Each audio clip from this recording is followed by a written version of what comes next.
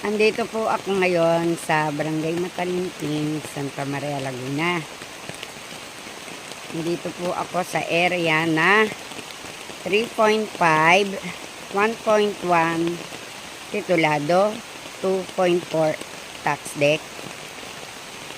Buhay ang may-ari, updated sa buwis.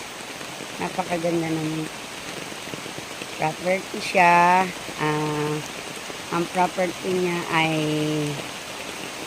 70%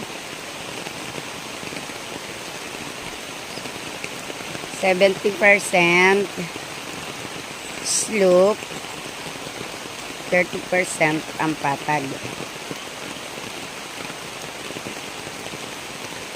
Overlooking. Malamig ang klima. Tanaw ang kabuuan ng Santa Maria. Overlooking siya.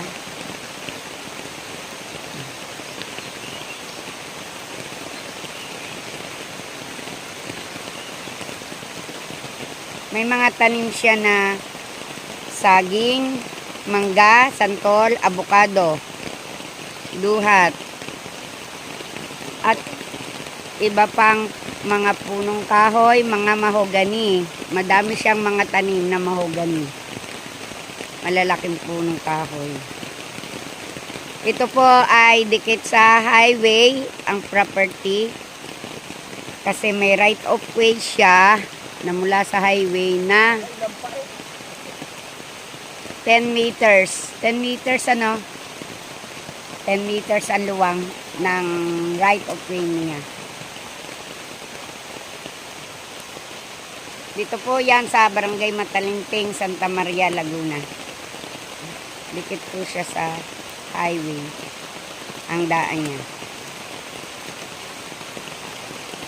Ang kabuuan ng area ay 3.5 hectares. Pwede mong gawing campsite. May ilog siya doon sa baba. Doon sa baba, nandoon po, hanggang doon po ang property at meron po siyang ilog doon sa baba. Hindi ko na lang po napuntahan dahil maulan. Ay baka madulas.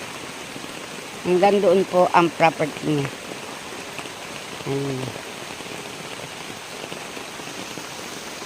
Pwede siyang gawing campsite.